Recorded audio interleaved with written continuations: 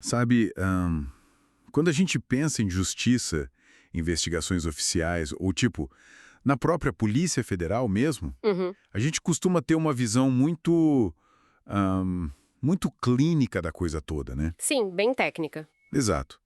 É quase como imaginar um exame de laboratório. Pode crer. Você vai lá, tira uma amostra de sangue, aí o patologista analisa no microscópio e o laudo diz exatamente o que está ali, né? É binário. É o fato pelo fato. É, tipo, baseado em fatos materiais. Se a evidência existe, bom, ela está lá no laudo. Mas aí, e é aqui que a coisa complica. Você começa a olhar para os bastidores do poder, Nossa, sim. você cruza a linha da política e descobre que, pelo menos segundo algumas pessoas que operaram essa máquina de perto, o laboratório inteiro, ele pode ser desenhado para forjar o exame antes mesmo de você colher o sangue. E o que torna essa premissa assustadora, muito assustadora, é justamente quem está afirmando que essa falsificação acontece, sabe? Uhum. Hoje, o nosso foco nesse mergulho profundo é dissecar o livro Assassinato de Reputações, um crime de Estado. Que é um título bem forte. Muito forte. Foi escrito pelo Romeu Tuma Júnior em parceria com o jornalista Cláudio Tognoli. E a obra basicamente propõe que o aparato do Estado brasileiro, as instituições, foi sequestrado. Sequestrado. Isso, e transformado numa arma letal de destruição política. E para você que pediu essa nossa análise profunda sobre esse livro, a gente precisa fazer um lembrete muito, mas muito importante mesmo, antes de abrir essa caixa de Pandora aqui. Com certeza, é essencial. Olha, o nosso papel aqui hoje não é, eu repito, não é defender o autor. Não mesmo. A gente não está aqui para atacar ou defender o PT, nem o ex-presidente Lula, nem julgar quem está certo ou errado na política brasileira, tá? Esse material, ele contém denúncias gravíssimas contra figuras de altíssimo escalão. Pesadíssimas.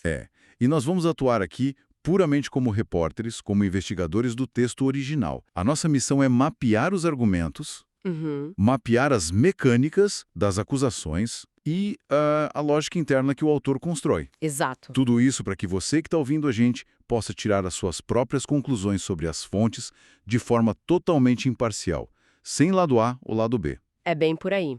E o ponto de partida para a gente entender qualquer denúncia é entender o lugar de fala de quem está denunciando. Quem é a pessoa? Isso. O Romeu Tuma Júnior, ele não é tipo um observador externo que olhou pela janela e resolveu escrever. Ele tem 35 anos de carreira na polícia. 25. É uma vida. Uma vida inteira. E ele alcançou a classe especial, que é tipo o topo absoluto da carreira de delegado. E claro, ele carrega o peso do próprio nome, né? Ah, o Tumão. O famoso Tumão. Ele é filho do falecido Romeu Tuma, que, nossa, foi uma figura onipresente na segurança pública brasileira por décadas. Uhum. Passou pela direção do DOPS, Direção-Geral da Polícia Federal e até chegou ao Senado. O cara, ele literalmente cresceu respirando esses bastidores da polícia e do poder. Literalmente. E sabe, o que eu achei mais curioso lendo o material é que o livro, ele meio que nasce de uma ruptura, sabe? Como assim? É que ele ocupava o cargo de secretário nacional de Justiça Ah, sim. durante o governo petista. Então ele era a engrenagem do governo. Ele estava lá dentro. Estava lá no núcleo. Mas aí ele escreve esse livro como, nas palavras dele, um ato de ché. Isso depois de ser demitido. E a alegação dele é que essa demissão foi, na verdade, uma fritura política. Uma fritura. E por que ele disse que foi fritado? Porque, segundo ele se recusou a usar a máquina do Estado para fins partidários. Uhum. Especificamente no controle de um órgão chamado DRCI. E aqui, eu acho que vale a gente dar uma pausa. Sim. Porque, essa sigla soa super burocrática, né? TRCI. Dá até sono. Dá sono, mas o poder por trás disso não tem nada de sonolento. O que exatamente é o DRCI e por que ele é a peça central nessa disputa toda? Olha, o DRCI é o Departamento de Recuperação de Ativos e Cooperação Jurídica Internacional. Caramba, nome grande. É um palavrão burocrático. Mas para colocar em perspectiva para quem está ouvindo, esse é basicamente o coração do sistema financeiro investigativo do Estado. O coração financeiro. Exato. É esse departamento que rastreia dinheiro sujo no exterior, que pede a quebra de sigilo lá naqueles paraísos fiscais, sabe? Aquelas contas na Suíça, nas Ilhas Caimão. Isso, exatamente. E é o DRCI que repatria as fortunas que foram desviadas pela corrupção. Entendi. Então, quem controla o DRCI tem, tipo, o poder absoluto de decidir quem vai ser exposto por corrupção internacional e quem vai ter os rastros financeiros convenientemente ignorados. Eles escolhem o alvo. É. É a válvula de pressão, sabe? Pode salvar a carreira de um político ou empresário ou pode destruir completamente. Ok.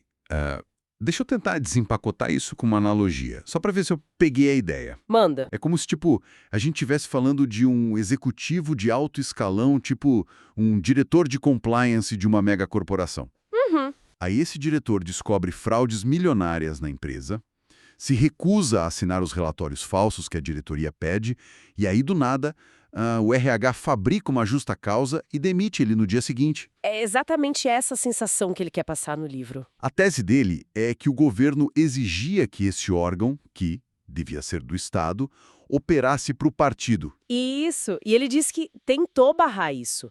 Tentou manter o órgão puramente técnico e, por isso, virou um alvo a ser abatido pela própria estrutura que ele servia. Mas, para construir toda essa narrativa de que a Polícia Federal virou uma polícia, tipo uma polícia política, partidária, ele faz um salto temporal no livro que me deixou bem chocado. Ah, a conexão com a ditadura? Ele volta no tempo e liga a história ao pai dele e à época da ditadura militar. E isso, sério, isso muda totalmente o peso da denúncia, né? Muda, porque essa é a espinha dorsal de toda a argumentação política do Tuma Júnior. Ele afirma, e de novo, estamos reportando o que está no livro, Sim, claro. ele afirma que o ex-presidente Lula, usando um codinome que seria Barba, Barba?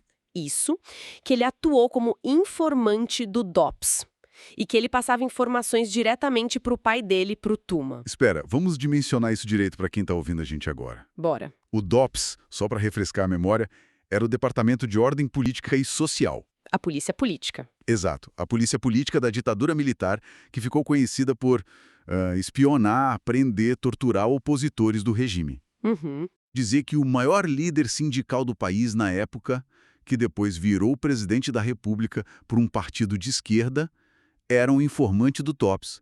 Cara, isso é uma quebra de paradigma brutal. É jogar uma granada na história oficial. Totalmente. Mas qual é a conexão funcional disso com o que ele diz que aconteceu na Polícia Federal décadas depois? Tipo, como ele liga os pontos? A conexão que o autor faz é puramente de método. Método. O peso de citar o DOPS não é só para causar um impacto histórico, é operacional.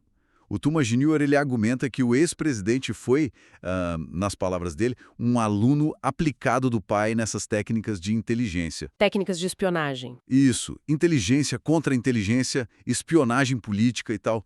E a acusação central que ele faz é que, ao chegar ao poder, agora num regime democrático, o governo teria importado e invertido essa lógica do DOPS. Invertido como? Em vez de usar essas técnicas de inteligência para segurança pública, para proteger o Estado, eles teriam passado a usar isso para espionar aliados dissidentes e destruir adversários, transformando a PF numa engrenagem do partido.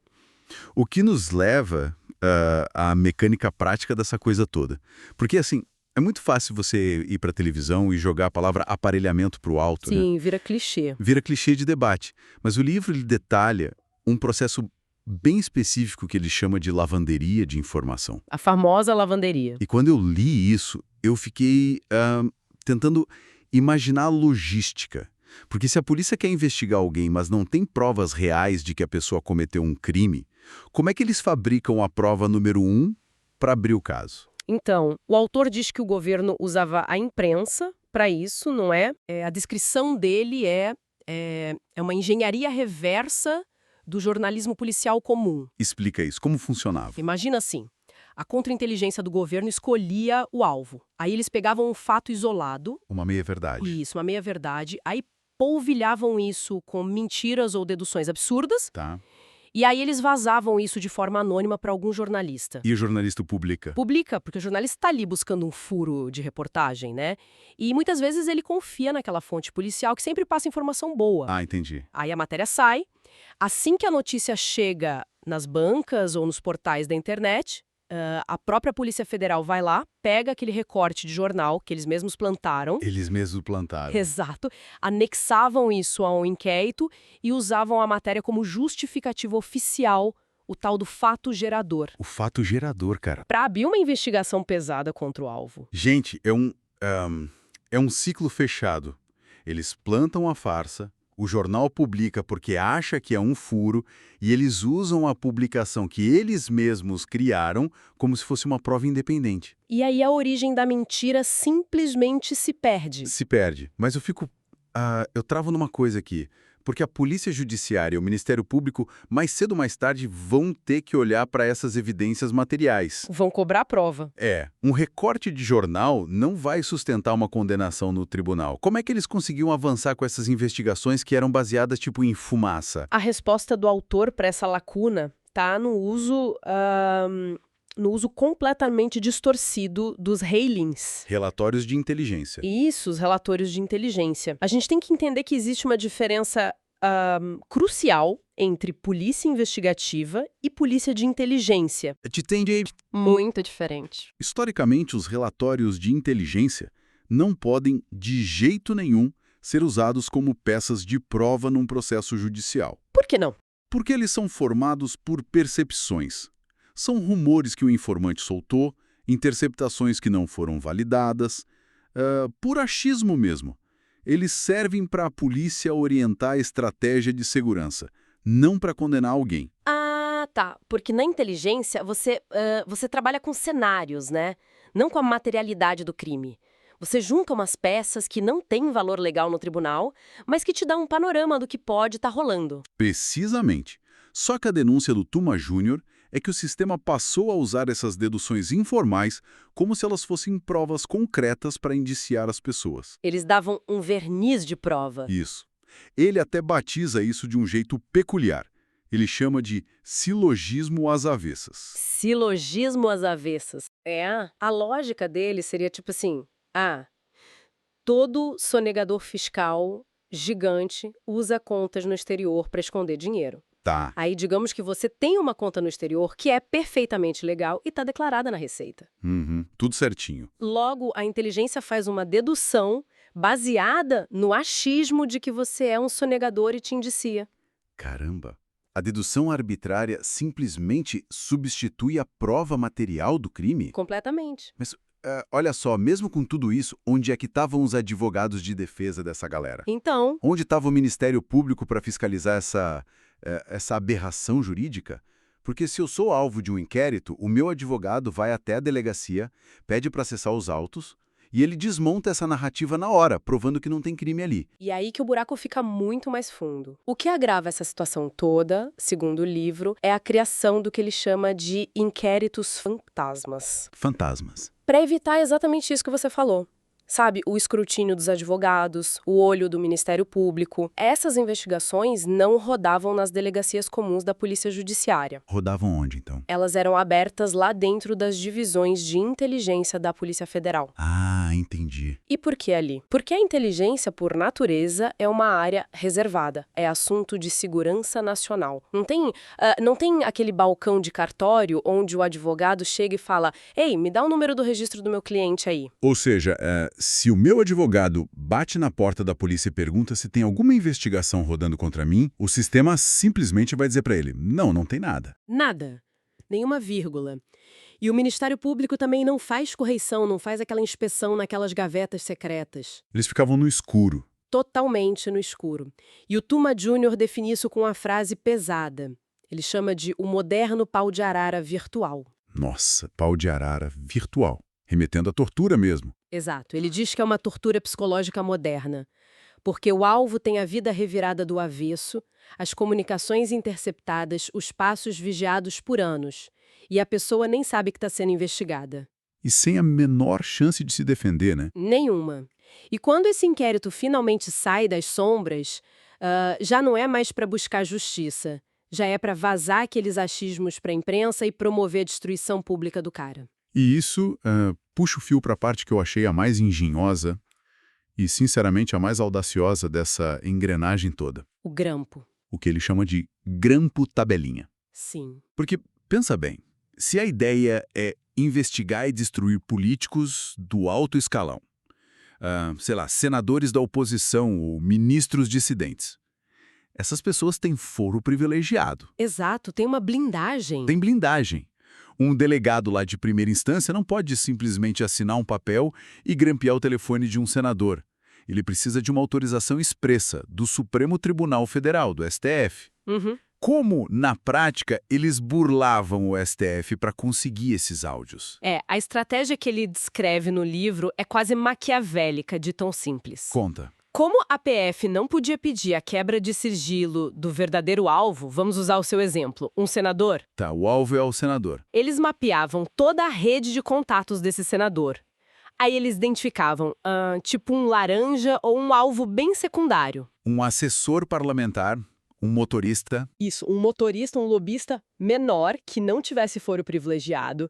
E aí eles iam até um juiz de primeira instância e solicitavam a interceptação telefônica desse alvo menor, Usando alguma desculpa. alegando qualquer suspeita trivial, tipo sonegação, contrabando menor, qualquer coisa. Então, deixa eu ver se eu peguei a analogia. Eles grampeiam a mosca, Isso, sabendo com 100% de certeza que o leão vai ligar para a mosca. exatamente isso. E aí, quando o leão, o senador com foro, liga para o assessor grampeado, a polícia capta o áudio do político grande sem nunca ter precisado ir até o STF pedir autorização para grampear ele. Exatamente isso. E o truque jurídico, a mágica da coisa, é argumentar depois que foi um encontro fortuito de provas. Ah, que conveniente. Muito conveniente. A polícia alega que, poxa, a gente estava investigando só o assessor aqui e, nossa, olha só que coincidência, o senador ligou e falou uma coisa comprometedora. Mas a denúncia é que não era fortuito nada. Não, o Tuma Júnior afirma com todas as letras que não tinha nada de fortuito, era uma pesca extremamente direcionada.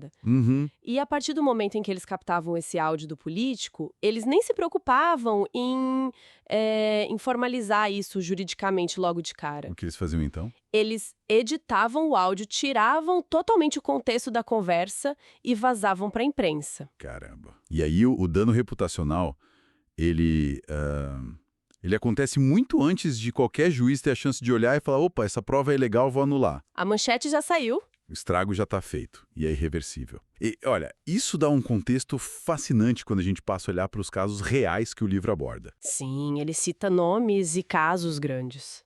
Porque ele não fica só na teoria processual de como a máquina funcionava.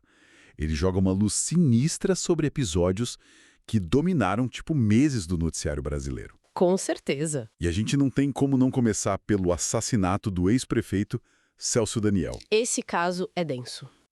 Qual é a tese principal que o autor constrói sobre esse caso específico, considerando, claro, que ele afirma que teve acesso a tudo de dentro do Ministério da Justiça? Bom, o caso do Celso Daniel, que era prefeito de Santo André e foi assassinado lá em 2002, é um dos maiores traumas políticos recentes da nossa história. Foi um choque nacional. Total. A versão oficial, que foi sustentada por várias instâncias policiais ao longo dos anos, é que foi um crime comum, um sequestro que deu errado e terminou em tragédia. Tá, e o livro? O Tuma Júnior afirma ter tido acesso irrestrito a bastidores e a relatórios que apontavam para um crime com uma motivação profundamente política, ligado a esquemas de corrupção envolvendo prefeituras.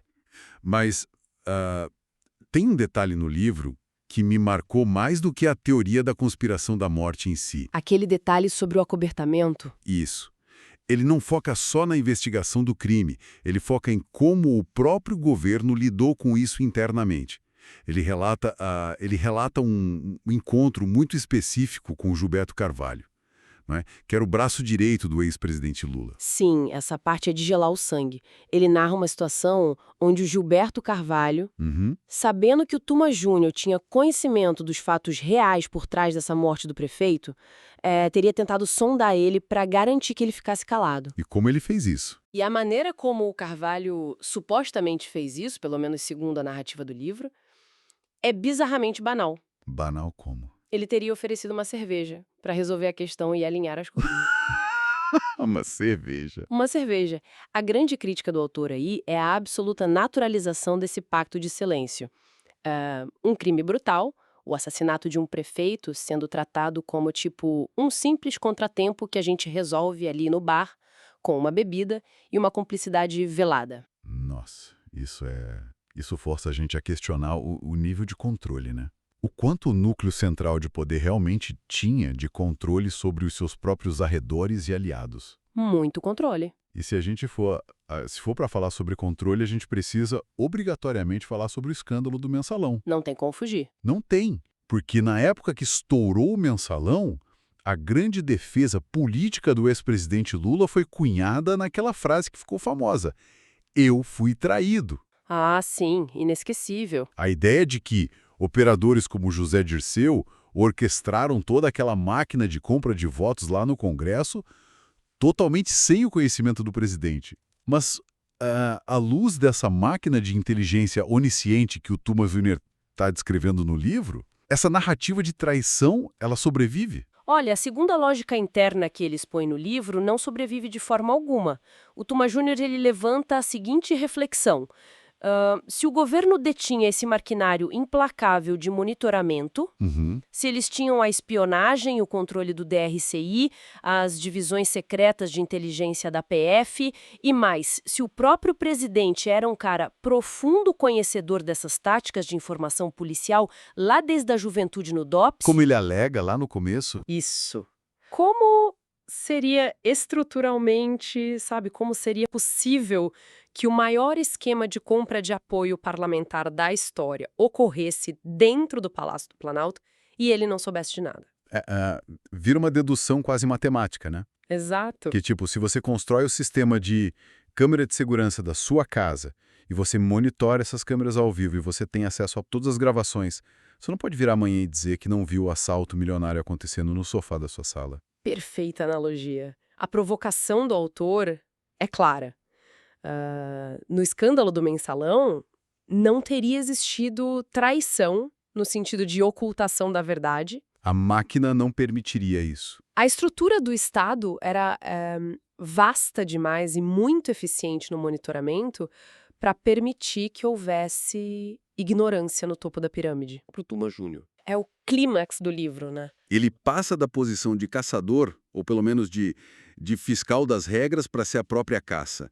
Ele conta que a retaliação do governo contra ele tomou a forma de uma operação da PF. A Operação Trovão. Isso. E ela teria acontecido logo depois dele se recusar a proteger os interesses do banqueiro Daniel Dantas, na famosa Operação Satyagraha. O governo pediu para ele usar o tal do DRCI para ajudar o banqueiro, ele disse não e a resposta foi a Operação Trovão na cabeça dele. E a Operação Trovão, ela ilustra, na prática, o passo a passo de todo aquele método da fábrica de dossiês sendo aplicado em um alvo muito específico. No caso, ele mesmo. Ele mesmo, o autor diz que o governo precisava demitir ele, mas ele tinha um currículo irretocável. Muito prestígio na polícia. Eles não podiam só mandar embora? Não podiam. Não sem causar um escândalo injustificado.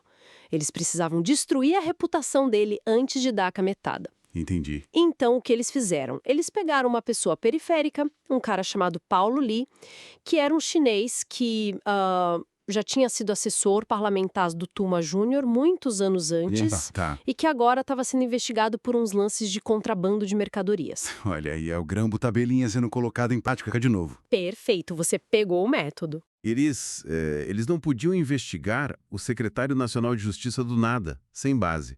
Então eles investigam o ex-assessor, que está ali vendendo mercadoria na feira, esperando achar qualquer vírgula, qualquer áudio que pudesse ser distorcido para ligar o Tuma à suposta máfia chinesa. Exatamente isso. A PF, eles monitoraram esse ex-assessor por 2 anos inteiros. 2 anos. 2 anos de escuta. E sabe o que eles encontraram que incriminasse o Romeu Tuma Júnior? O quê? Absolutamente nada. 0. O inquérito foi oficialmente arquivado por um juiz porque havia uma completa e total falta de provas de qualquer envolvimento do Tuma. Mas aposto que a história não acaba no arquivamento. Nem de perto. E é aqui que a lavanderia de informações opera o seu milagre nefasto. O vazamento. 8 meses depois que o inquérito já tinha sido arquivado pela Justiça Comum. 8 meses depois. 8 meses. Trechos de conversas bem antigas e completamente descontextualizadas entre o Tuma e esse ex-assessor foram vazadas cirurgicamente para o jornal O Estado de São Paulo. E a bomba explode.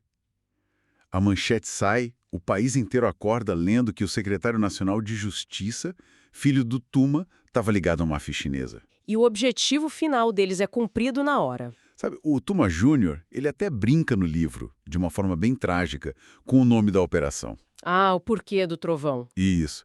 Ele fala, por que Operação Trovão? E ele mesmo responde que, na meteorologia, o trovão é só barulho e luz. Sim, muito barulho. Ele assusta, ele faz o chão tremer, ele chama a atenção de todo mundo num raio de quilômetros.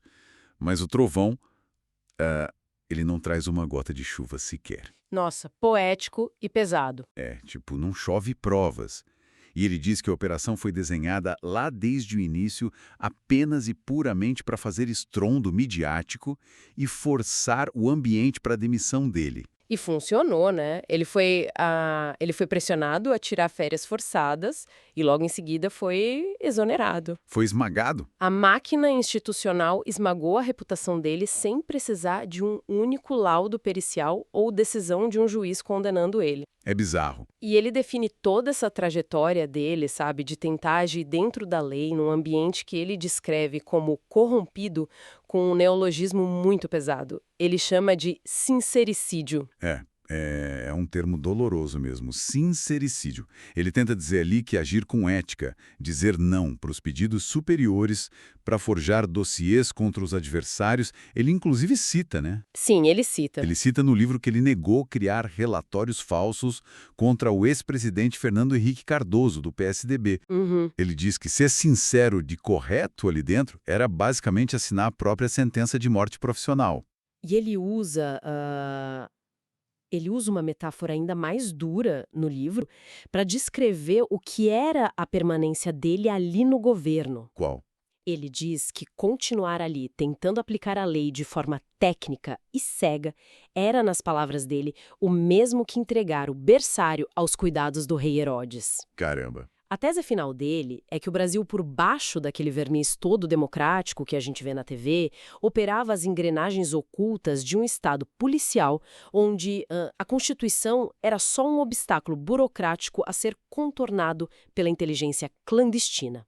O que, sendo bem sincero, nos obriga a olhar para muito além do Romeu Tuma Júnior. Muito além. Muito além do PT, do PSTB ou de qualquer partido específico, sabe? A gente tem que olhar para a estrutura da sociedade moderna que a gente mesmo criou. Porque a vítima primária dessa máquina de moer gente, segundo o autor, não é só ele ou os políticos rivais. Não, longe disso. A grande vítima é a nossa segurança jurídica, a do cidadão comum. E ele usa um conceito no final que eu achei genial para ilustrar essa falta de saída, que é o Supremo Tribunal do Google. Essa, para mim, é a reflexão mais perene que fica desse livro todo. O Tuma Júnior, ele aponta que nessa nossa era da hiperinformação rápida... Tudo no celular na hora. Isso, a presunção de inocência, sabe? Aquele princípio basilar do direito, de que você é inocente até que se prove o contrário no tribunal, isso foi completamente corroído. Não existe mais. Se o aparelho de Estado, ou se qualquer grupo poderoso com acesso a esses vazamentos seletivos decide escolher você como alvo, eles não precisam esperar um juiz te condenar a um tribunal. Eles só precisam fazer a manchete criminosa chegar à primeira página de um grande portal de notícias. E isso é fascinante e, ao mesmo tempo aterrorizante. Muito. Porque a justiça tradicional e os tribunais que a gente conhece, eles trabalham com o conceito de materialidade, né? De contraditório, o seu direito de defesa, o seu advogado falar. Tem um rito. Tem um rito. Já o algoritmo do Google, o das redes sociais, ele trabalha com uma métrica de retenção de atenção e de engajamento, de cliques. E o escândalo, ele gera clique, né? Total. E a absolvição não gera nada. Não gera. A manchete de que você, sei lá, de que você é um criminoso do pior tipo, viraliza em minutos. Mas a notinha de rodapé lá na página 10, de que um juiz arquivou o seu caso 10 anos depois, por falta de provas, isso não gera tráfego, ninguém compartilha. E é exatamente por isso, mas exatamente por isso que ele batiza de Supremo Tribunal. Porque das instâncias formais da justiça lá de Brasília, cabe recurso. Da justiça comum para a segunda instância, para o STJ, até para o STF. Você vai subindo. Você pode recorrer. Mas quando você joga a busca pelo seu nome na internet e ela te associa permanentemente àquela meia-verdade vazada anonimamente há 10 anos, não tem a quem recorrer. Não tem uma apelação para o Google? Não tem, o dano foi perenizado no código do site. A sua pena passa a ser o próprio processo infinito de difamação. Nossa. A gente começou aqui o episódio, a gente começou falando de exames médicos de laboratório, né? Sim, lá no começo. Imagina que você vai fazer um exame admissional para um emprego dos sonhos. E o médico, de propósito, forja o exame, dizendo que você tem uma doença super contagiosa e incurável. Que horror. E pior, ele espalha esse laudo para todas as empresas da cidade. Você pode ir nos 10 melhores e maiores especialistas do mundo depois. Você pode apresentar laudos corretos provando que a sua saúde está impecável.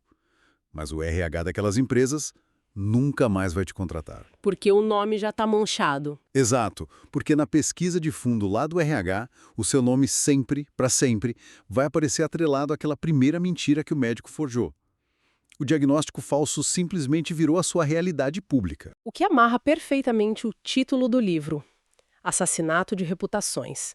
Não se trata de um assassinato físico, embora o livro cite que existem crimes violentos reais nos bastidores, como o do Celso Daniel. Mas o foco é outro. O foco é a morte cívica, sabe? O aniquilamento da sua reputação na sociedade. E é imperativo que a gente volte a reforçar agora, ao encerrarmos esse mapeamento, que estamos lidando aqui com as palavras de um homem que foi moído pelo sistema. Exatamente. Ele não é neutro. Não. E ele respondeu com um relato que é denso, que é muito amargo e, acima de tudo, extremamente subjetivo. Ele é uma peça do tabuleiro. Uma peça que decidiu chutar o balde e expor o jogo de dentro para fora.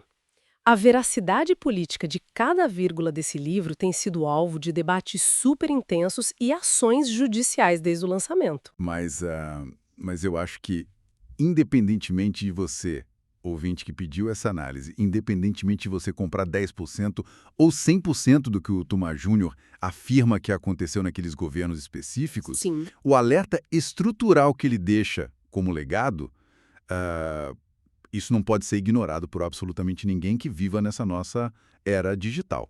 É o que nos deixa com um desafio bem urgente para pensarmos a partir de agora. Para finalizar, Se a nossa pegada digital se tornou tipo um registro imutável e incontrolável do que os outros dizem sobre nós, se esse Supremo Tribunal do Google, como ele diz, substituiu as cortes formais e não opera mais com base na presunção de inocência, mas sim numa presunção de culpa baseada em cliques e escândalos. como a gente faz, né? Especialmente quando o algoritmo de um mecanismo de busca detém, na prática, um poder de condenação social infinitamente mais rápido, infinitamente mais amplo e muito mais letal do que a sentença absolutória de qualquer juiz.